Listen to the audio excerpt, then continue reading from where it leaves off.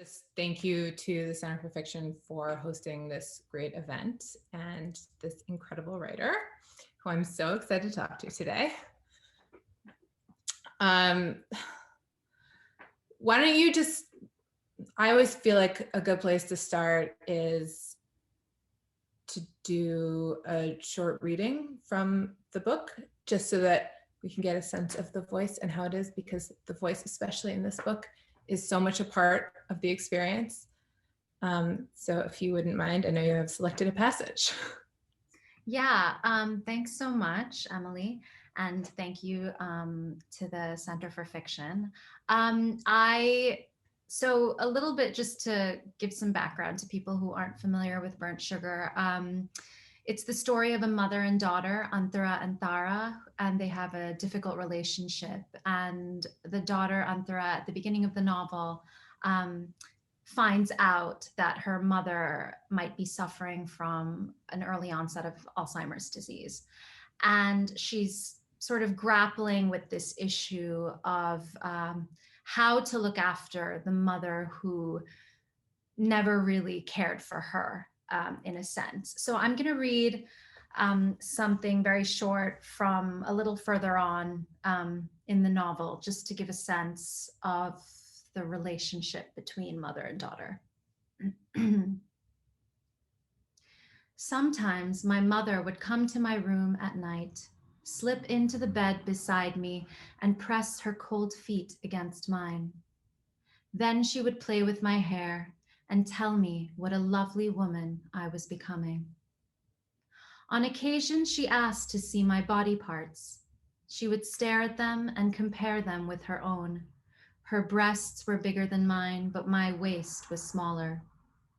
She would comment on how my positive attributes were a symptom of age, declaring with certainty that my ugliness would surpass hers when I reached my 40s. It was a warning not to get too comfortable with myself. Things were always changing, and I was only as good as my physical appeal, which would disappear as hers had. I had the distinct feeling that she was pleased to tell me these things, to know that I would suffer as she had, and her consolation came from seeing that the hurt would continue and I would not be spared. When I look back on those days, I wonder, did she ever see me as a child she wanted to protect? Did she always see me as a competitor, or rather, an enemy? Those teenage years were the closest I came to hating her.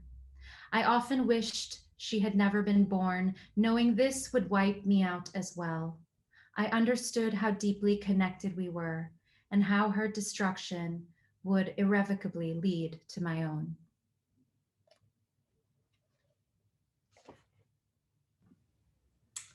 Thank you.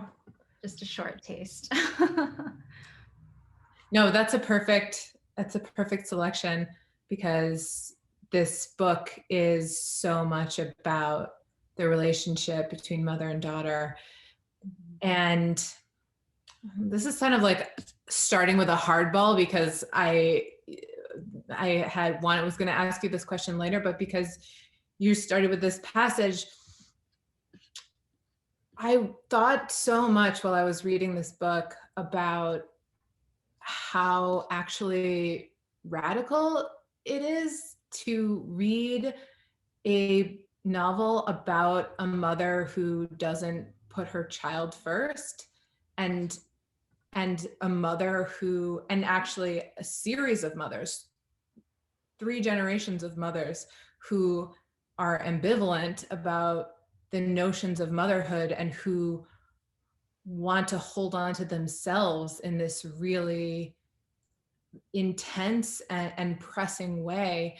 And I realized how right that feels and how transgressive it feels to read.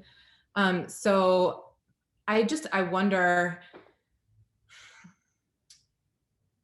how you thought about motherhood with this novel. I mean, have you gotten any strange reactions? Basically just, yeah, like how did you think about that element, and how are you continuing to think about it? Yeah, thanks for that question. I've never actually nobody's even really asked me that. I think with motherhood, I don't believe that ambivalence when it comes to motherhood is a new thing. I think we didn't have a word for it, and maybe we didn't have the language around it. Um, I think my own mother didn't have a language around it. And for sure, my grandmother didn't. And so it wasn't kind of acknowledged or looked in the face in any way. And so I think, I mean, for me, a lot of these things exist when a lot of feelings only begin to exist when you have the words to describe them and the language to talk about them. And so I think to some degree with the language kind of comes a sense of awareness about it, but it's hard for me to believe that it wasn't there before, and that it wasn't in fact very, very common. Um, a lot of people, I've had some strange reactions actually. A lot of people, they're not strange, I guess. I mean, I sort of understand. A lot of people tell me that they just don't understand Tara as a mother. They just don't get how she can be kind of so self-centered, um, how she can put herself first, even at the expense of her child. Um, and I think that's interesting. I wonder if the same thing, I wonder if the same kinds of things would be questioned if it were a father. Um, and I think it's interesting that it's so unbelievable to the point where I think some readers are like, is this even a real character? It's almost like she can't be a real character. She's almost like a fantasy or a dream because, or a nightmare, I should say, not a fantasy exactly. She's almost this kind of nightmare. Um, and I guess she is a kind of archetypal character in a sense, but I think part of what's interesting about archetypes is that they actually, we see them around us all the time. So yeah, that's one of the ways I've been thinking about it. Yeah. Right. There are fathers in the book that Yeah. are not super connected necessarily. Yeah. Yeah. And And nobody seems to be like shocked by that. Nobody's like, oh my God, this absent father, it's so terrible. No, I mean, people kind of are like, I get more shrugs about that, than I do about the mothers, yeah, for because we're sure. used to that. But the mother being ambivalent still, I don't, it just, it still feels taboo, even though of course you're right that everyone, I mean, that this must be an age old feeling. Mhm. Mhm. It just strikes me, I mean, how I haven't seen it quite so intensely on the page before. And then you have also the daughter's ambivalence, which I think is more, we're ready to accept that. Hating mom, not hating mom. That's, a Yeah. little easier for us. Yeah. That seems more familiar, I think. Yeah. But I wonder to what degree like these kinds of things are also inherited, um, in terms of like conditioning and like even Anthara, even the narrator, her own ambivalence as a mother, not even as a daughter, but as a mother when she herself becomes a mother. And then you see, you get hints, I think, of the fact that this ambivalence is actually, it starts really with the grandmother. I mean, there's a scene which I think a lot of people, a friend of mine said that she had to put the book down at that point. I think there's a scene where they're contemplating the fact that, because Tara has Alzheimer's disease, is she going to live very long? What's going to happen? What, they're kind of thinking around that.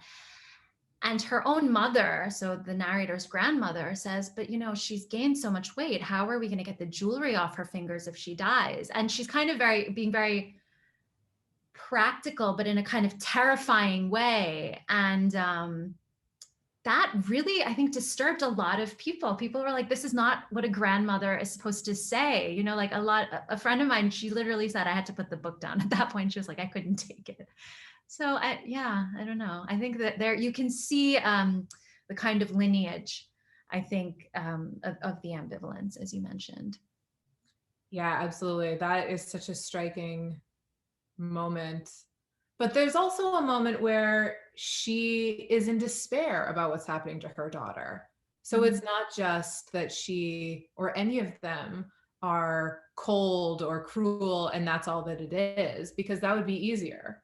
It would Mhm. be easier to just say these characters are hateful and then, you can just write them off as villains, but none of them are. They all, you can understand all of them and what they want.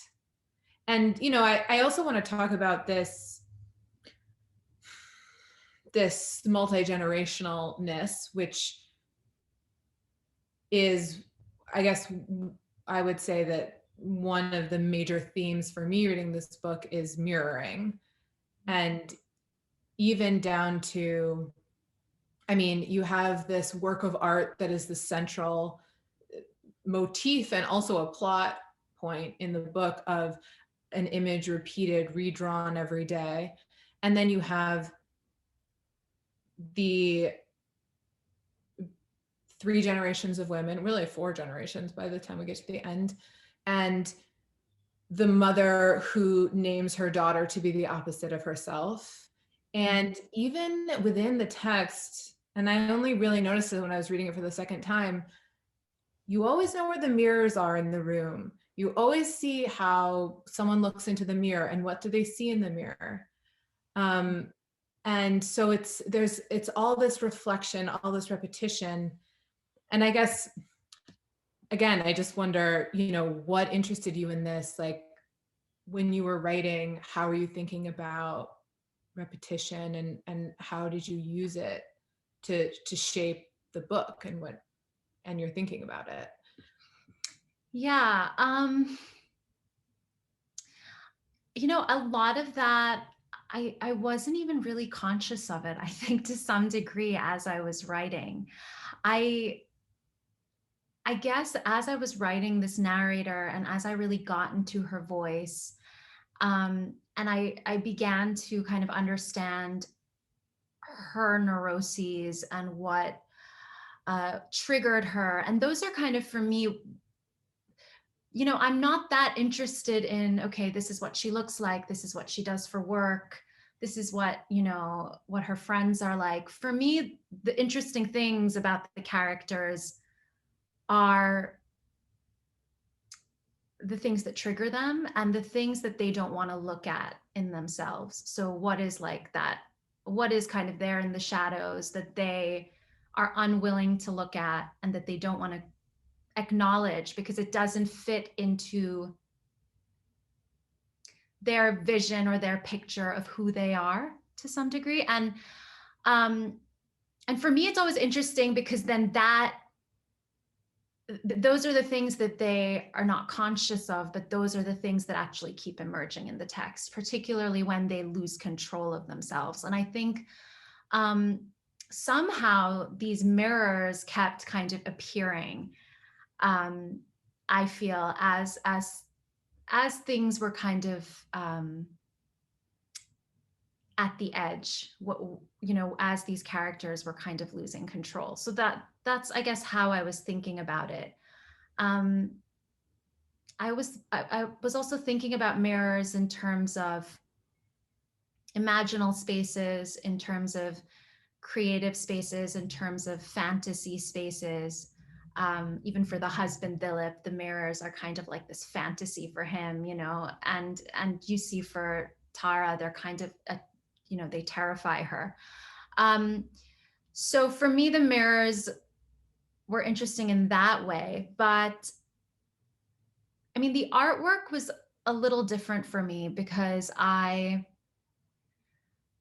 was thinking about, in a way, the artwork was a kind of metaphor really for how memory operates, and how, as we go further and further and further from a moment, how our memories continue to shift and change and are rewritten, and how, you know, the day's events can again add a layer of color to the way we remember. Um, Feelings about people in those memories can again alter and change the way we remember. And then also the way we kind of do it collectively, the way other people's influences are really at the center of how we remember our lives. And so for me, the artwork was a little bit more focused on the theme of memory, which of course is like the main theme in the novel. So yeah. Yes, and it's so interesting what you do with it too, because I mean, without giving anything away, I mean, obviously this is a book about memory. There's the mother who's losing her memory. Does she have early onset Alzheimer's? Or maybe then this sort of this this suspicion sneaks in. Maybe she's just forgetting what she wants to forget. And that becomes this specter almost that she's actually remembering. And without, again, without giving anything away, there's just it turns into this absolutely brutal moment at the end, and it almost becomes like a psychological horror story. Right at the end, you have the mirrors reflecting too many people in the room. You have this uncertainty about what each character and their shared reality or lack thereof. And that notion of, I started marking it even at the beginning, the way that Tara's reality would sort of infect her daughter's reality, that she would, it was like these two competing senses of the world, and in a way they're both being driven insane by trying to reconcile them, which definitely feels like what it's like to be a daughter to me. And yeah, go on. Sorry. No, I think I think that's exactly right. I think on one hand, I think madness is kind of contagious. And I think this kind of amnesia is also, you know, can infect the people around you. On a personal note, my grandmother has Alzheimer's disease, and my mother, you know, when she kind of forgets things, we all kind of sit back and are like, did it really happen? You know, we have these moments where we start to question our own sense of reality. And I think there are a couple of things. First of all, I think it's even just a difference in personality can sometimes make you think you're losing your mind, because I mean, just a kind of maybe more light example, although I don't know if it's really that light, but when Tara and Antara they're in, you know, Tara's apartment and they've just had breakfast together, and there's this baby screaming in the building, and Antara is just like, she's so troubled. She doesn't know, she just wants the baby to shut up. She can't take it anymore. It's just driving her up the wall. And her mother seems to almost be enjoying it. Like for her mom, she kind of sits back, closes her eyes. There's something almost musical about it. She can see, she's looking at her mother and she's like, oh my God, like, who are you that you're kind of almost getting pleasure out of the sound of this baby crying? So I think there are those kind of differences between mother and daughter that create a kind of conflict where they're almost kind of just, I don't know, each one's edges and each one's kind of sharp corners are just kind of banging into each other in really uncomfortable ways. And then another like aspect of it that just came to me as you were speaking was that for me, when I was writing, I knew that I was writing this narrator who is kind of unreliable. You know, she's not you're kind of not really sure if you can trust her. And so for me, it was interesting also to think about the reader's sense of the reality of the novel. And,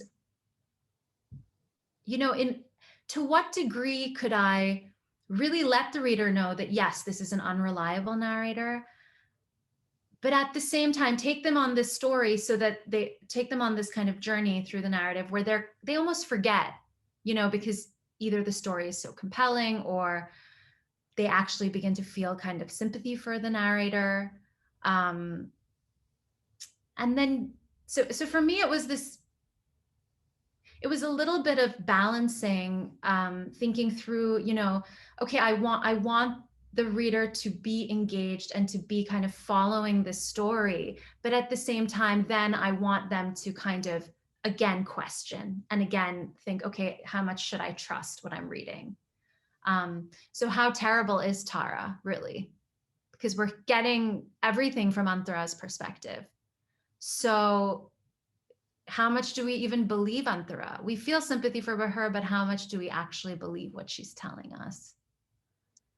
Yeah, and you also pull off this trick, which is, again, I feel like I can't give it away, but it is an incredible move from a craft perspective and from a storytelling perspective, where we have this first person narrator who is leading us through, and then we find out very late that she has been not telling us an important aspect of the entire story.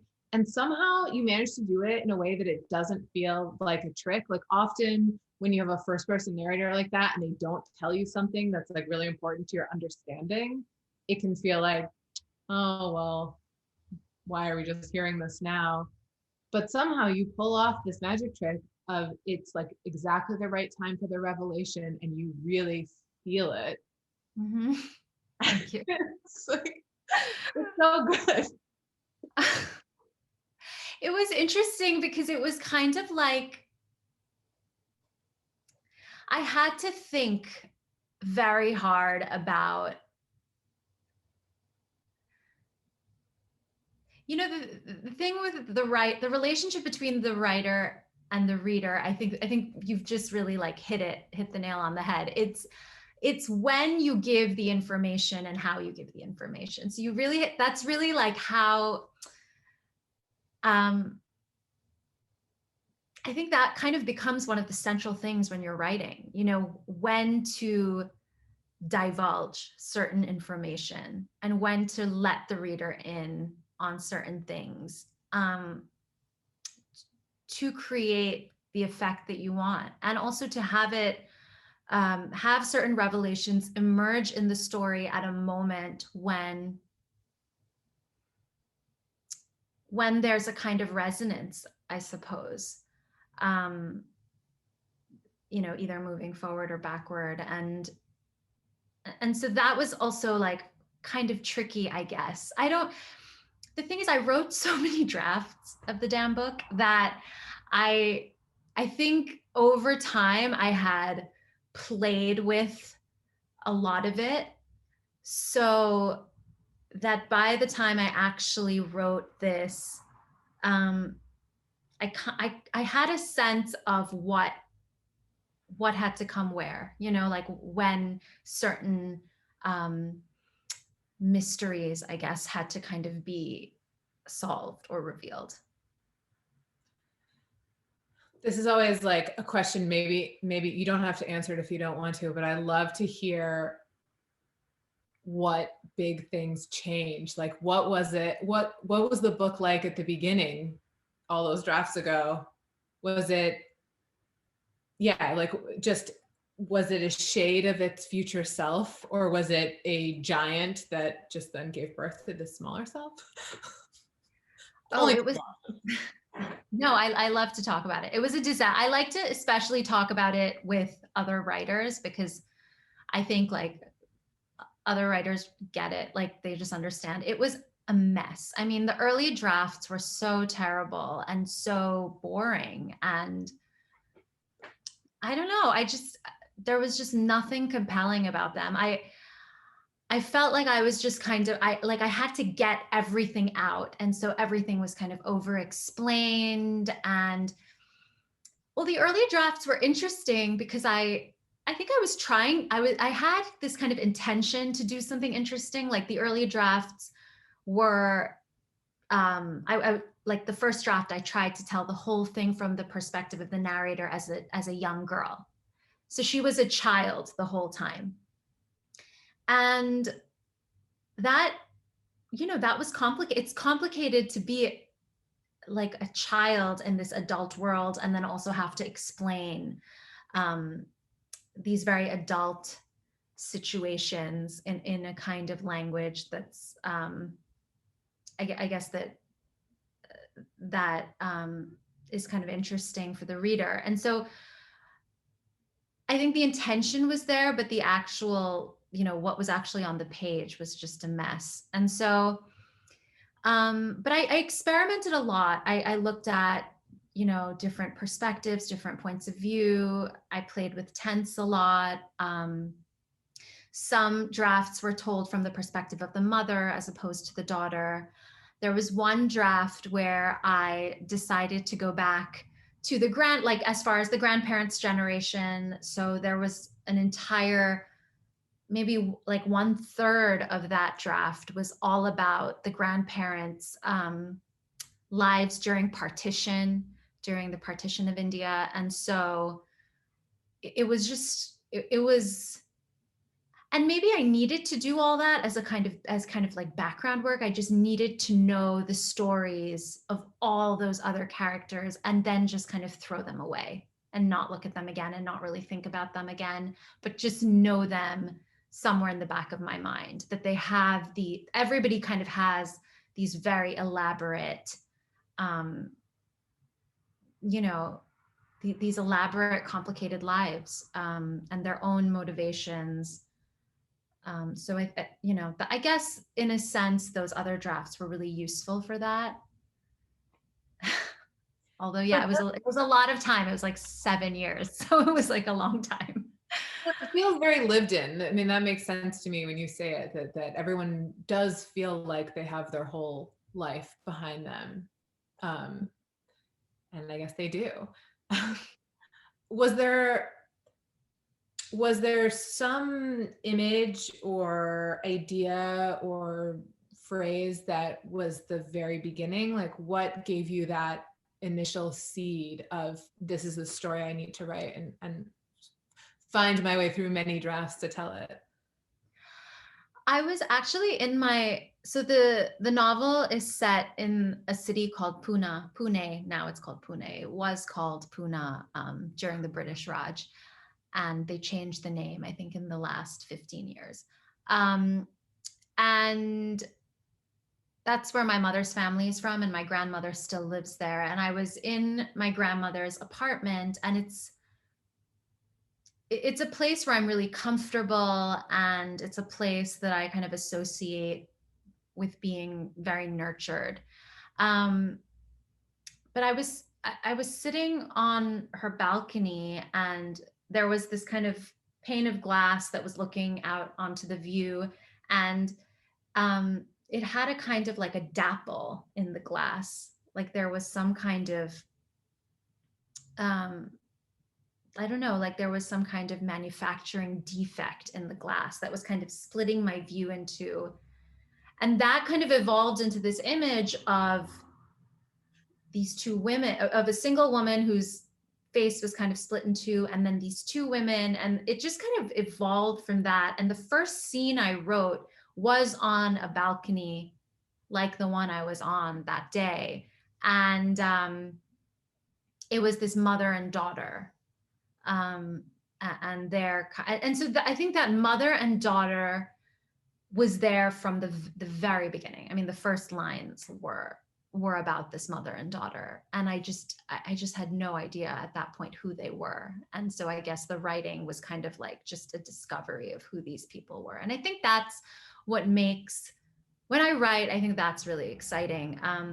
It's going in and not knowing anything and having no preconceived notions about what's going to come out of it, and then actually being able to discover through the process. That's exciting to me. Yeah, that's the hard way. The easy way, right, is like having an outline. Tried that. I did. I tried for like definitely the second or third draft. I had like I think maybe for both of them, I had like really elaborate. I had like a million note cards, and I had this ridiculous pin board that I'm looking at right now, actually, and it was covered in just a million note cards, and down to like dialogue I was trying to like fit in, and then I was moving things around, and it just didn't work. There was something, is it like counterpoint? What is it? Like the scenes next to each other, just when I was moving things around, it just didn't make sense. It didn't feel, it just felt broken, I guess. And so I thought, I read this Zadie Smith essay when I was doing this fellowship in the UK, and like I knew nothing. I knew zero. I went into that fellowship. I was like, "What is craft? Craft is a thing. That's a thing." I didn't know what it was, and so my mentor there was like, "Yeah," like so he gave me this essay on craft by Zadie Smith, and she was like, the way I write is I write sentence by sentence. And I was like, well, that's ridiculous. Who could do something like that? um, and I thought, well, okay, I guess that probably works for her, but that's not what most people do, I'm sure. And I realized that actually I had to write this novel that way. I could not, the minute I started to kind of plan and plot, it just felt like I had pasted things together somehow. Yeah, I don't know. I And don't know yet, if that's just my experience. Is that your experience at all? Or gosh. Yeah, I do the same. I write everything and then I decide I'm going to take out all the parts that aren't good. And okay. then I take out everything that I have decided is not good. And then I organize everything that I've decided is good. And then I try to put the stuff that's not good back in, only make it good. Yeah, the plot thing I've never been able to do that either. It has to be, I have to go image to image, really, or like moment to moment. Um, That's interesting. Otherwise, you can see the gears working. That's what I always find. If you're too plot forward, you can just feel that we're like, and now we're getting to the next part. And it just, I Yeah. don't know. And those seams can be a little distracting. You know what I mean? Like yeah. So I think, yeah, it's hard actually. Writing is Like, hard. it's so hard. It's actually the worst. But you do manage to, in this book, the way that you use time in the end, or not in the end of the book, but ultimately is very elegant. You go back and forth. And I think, just as you said, we're sort of introduced to things just at the moment where we need to hear about them. But that Yeah. seems hard. That seems like it takes planning. So I'm impressed to learn that it just came naturally. Yeah. I mean, well, I guess, I also realized very late, I mean, because I didn't know any, like I said, I knew nothing about writing, even though I had read so much. So I don't know. I just think I never really absorbed some of these things, but um, chronology doesn't matter. Like, I mean, actual chronological time somehow doesn't matter that much, like you can, and I think in the beginning, when you start writing, you get like obsessed about it, and you're like, okay, this happened, and then this happened, and then, but I think, it's more what is next to each other, like what comes first and what comes second, and that can be 50 years into the future, or that can be, back to the time of the conception of the narrator. But that's really what, for me, propels stories rather than any kind of sense of real chronological time. I think, yeah, I don't want to think about chronological time when I'm reading. I want to just kind of be lost in what's happening and in the story itself, rather than um, thinking so much about how time is unfolding, if that makes sense. Yeah, absolutely. I mean, if you think about it, when you think about your relationship with someone, you don't really think this happened and then this happened and this happened. You think about this moment when you were 4, this moment last week, this moment 10 years ago, and they're all next to each other. And that is what gives you the impression. And Mm. it's really, I mean, in some ways, yeah, this is really a book about the central relationship, mother and daughter, as you said. And it's almost like, my big book of grievances all next to each other, and it doesn't matter, and joys all Mhm. next to each other. And that is what gives the beautiful texture and frightening texture. And that's what memory is, right? It's kind of, it's just selecting, I think, those kind of moments. And I guess to have um memory as kind of that central theme that ties the whole thing together, it had to be maybe told in this kind of way. But I'm interested in, like, even now, like, I'm starting to think about my next book, and I'm like, well, I'm thinking about my next book, and I'm like trying to write it, and I'm,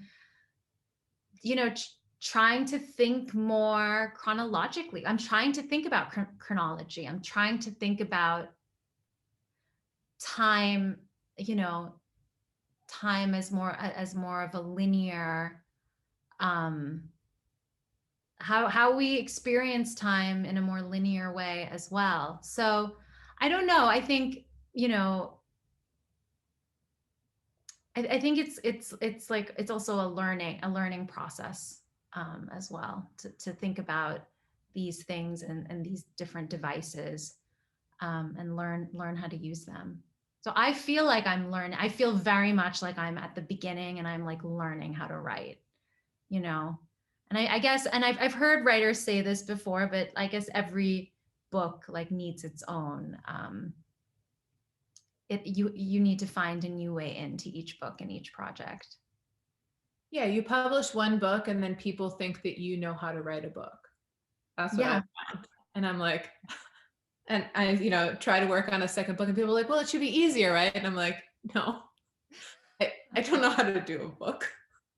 Why would you think that I did? Yeah, and also, like, now I kind of know how to write this book. And so it's like I could write a version of this book again, but I don't think anybody wants to read that. So now I have to. So yeah, absolutely. I don't know. Are you not getting calls for the sequel?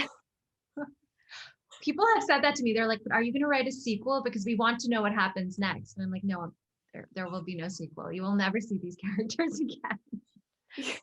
It's funny because sequels are not like a literary novel thing. And yet, yeah, I hear that too. Like readers want sequels. They're like, Yeah. keep the television, Exactly. which fair enough.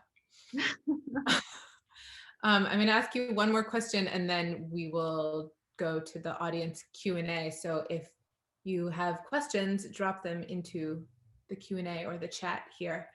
I just wanted to know about your relationship to language a little bit, because the language in this book is so sensual and so visceral. It almost feels like it almost gives you, or it gave me as the reader, almost a sense of actual danger, as if I was going to be burned by the force of it. Just, it felt so close to the surface. And so, yeah, I just wondered how you work on the sentence level. Like, how do you do you sit there and make every sentence perfect? Do they come out in this way? Does it come from character? Just how do you relate to that? This is my like pet favorite thing about books that I always want to know personally. So I'm being selfish and asking you. Well, with this book, it definitely was the narrator's voice. I think her voice kind of demanded a certain kind of sentence. It had to be sharp and it had to be specific and precise. And I think it had to be kind of pared down. Not,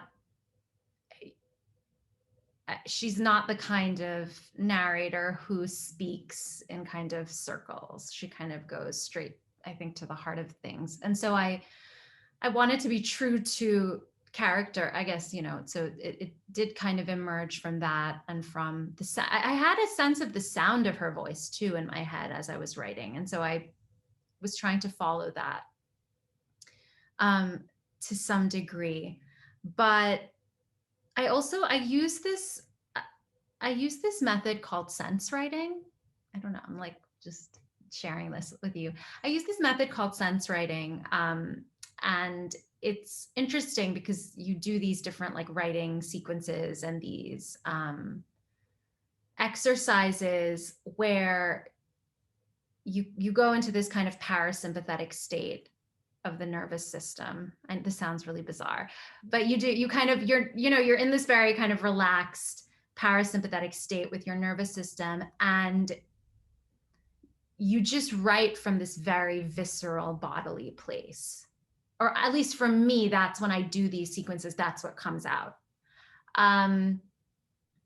Because the sequences kind of bring you very much into your body, and then you're kind of writing from that.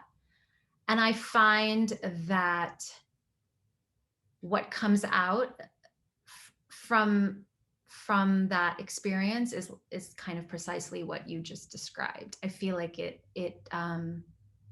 just seems that when I write from that place, it feels like it can kind of cut a little deeper, which was, I think, necessary for this character in particular. I'm not sure if it would work. I don't know if it would work in the same way for another character, but I felt like it really worked for this one. Did you invent it? Is this something you invented? Or No, is no. it So no. Oh, so you can look it up online. It's sensewriting.org, and the inventor is and the teacher is Madeline Kent, and she's amazing. And yeah, and you can like take a course and do it too. I know I'm sure there are a lot of writers in the audience, including me. So yeah, hot tips. Yeah. Okay. I'm gonna look into the Q&A here.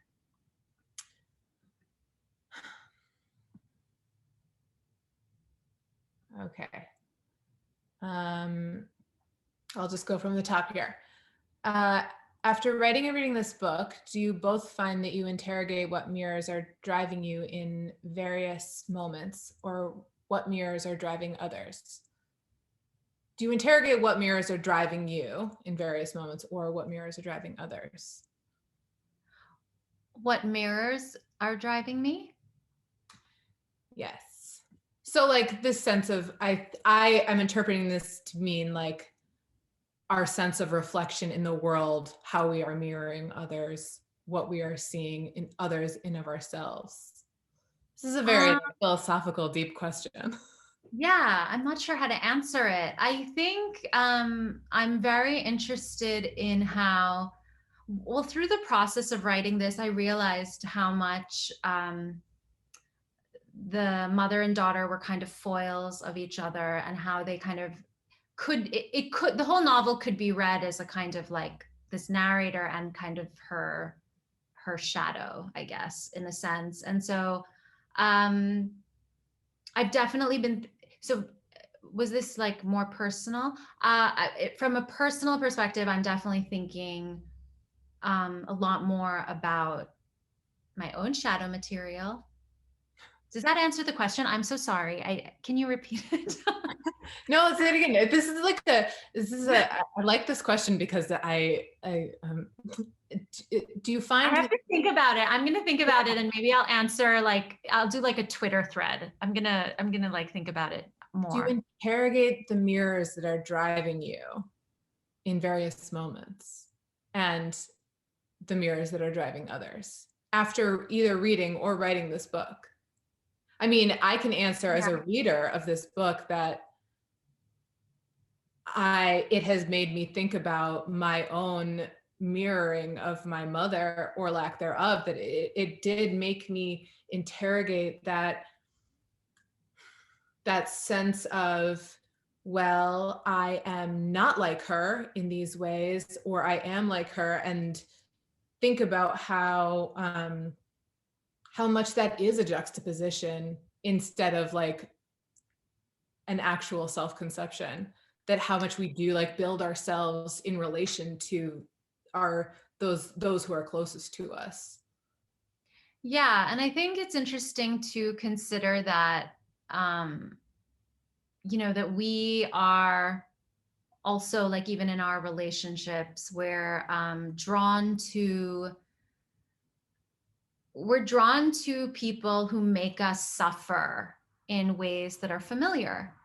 So, like, even your relationships and even the way you move through the world, even the pain that you feel, is like you're experiencing. How much are you kind of drawn to particular kinds of pain and anxiety because that is the kind of what you're familiar with, what you grew up with, really. And it, also writing this book made me realize, like, I think everything comes from childhood, every single thing, and it's inescapable to some degree. Yeah. So true.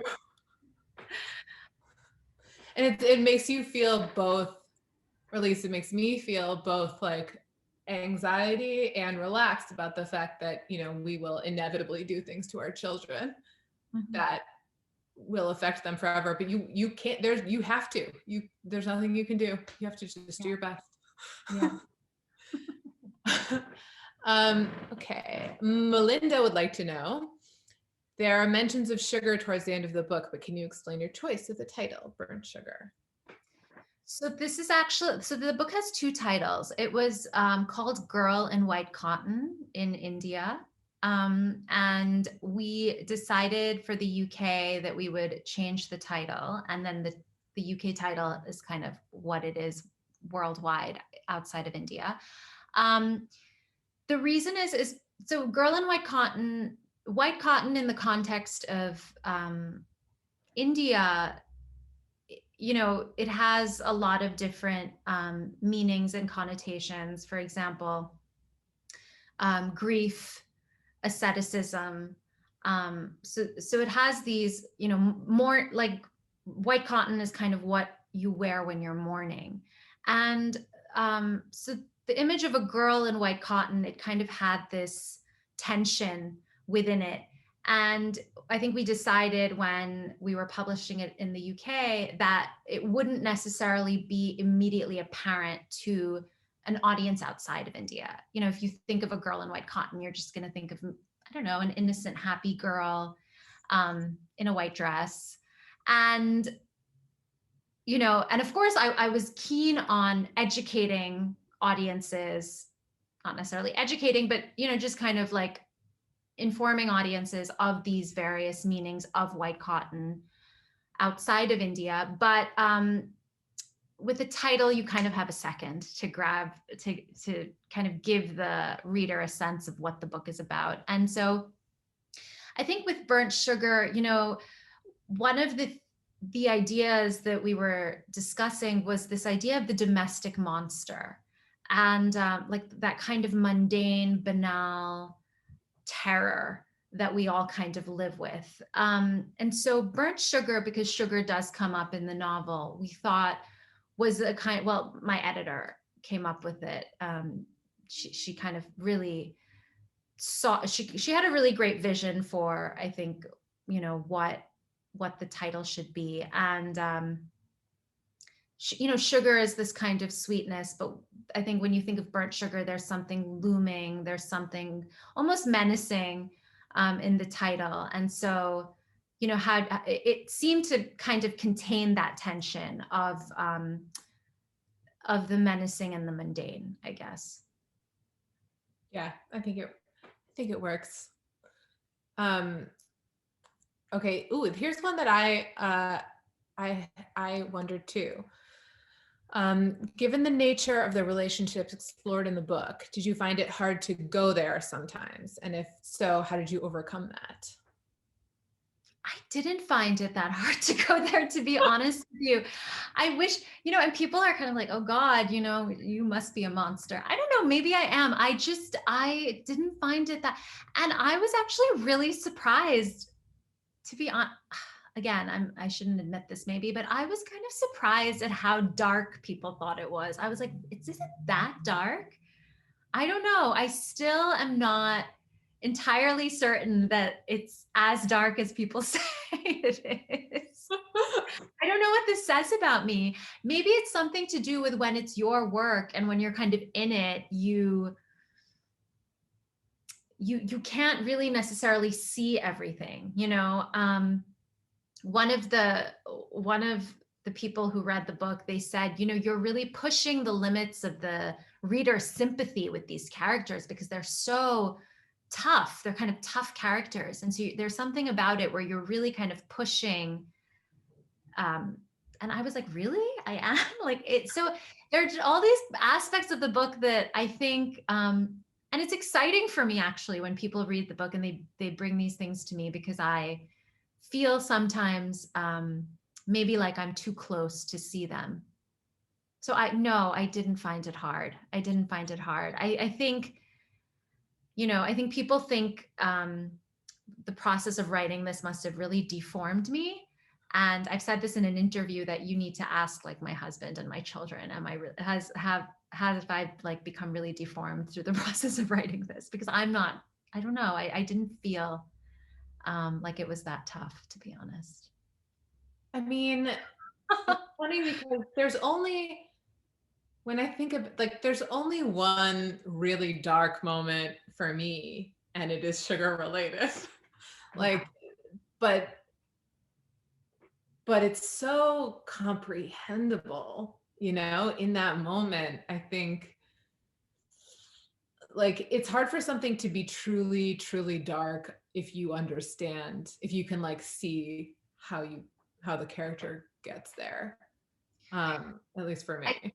I've said this before, but I'm going to repeat it. I feel like one of the journeys of the narrator was to come into her aggression.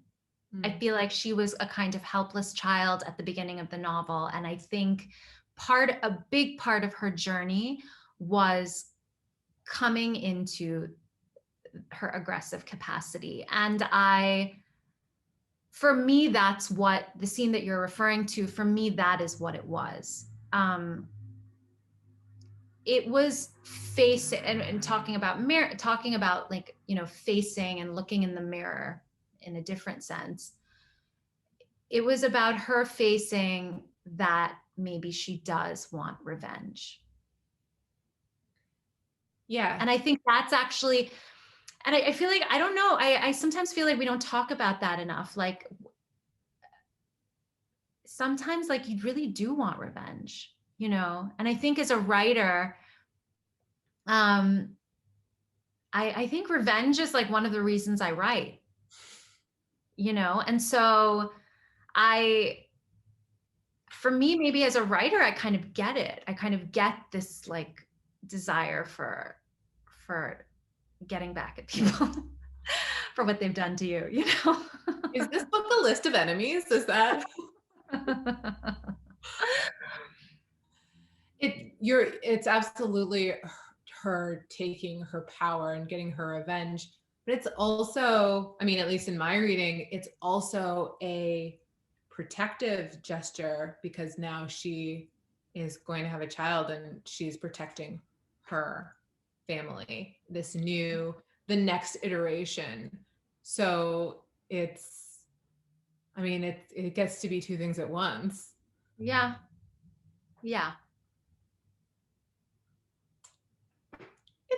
It's a little dark, but it's good. It's dark in a good way. Yeah. I mean, all the best novels are a little dark. I guess it's 2:00. Okay. So there are all these nice questions that I'm not going to get to. But I will just thank you so much for writing this wonderful book. Here it is in its beautiful US edition. I haven't even held that one yet. I'm so excited to get it. Well, it's very nice to hold. Haha, I have it. And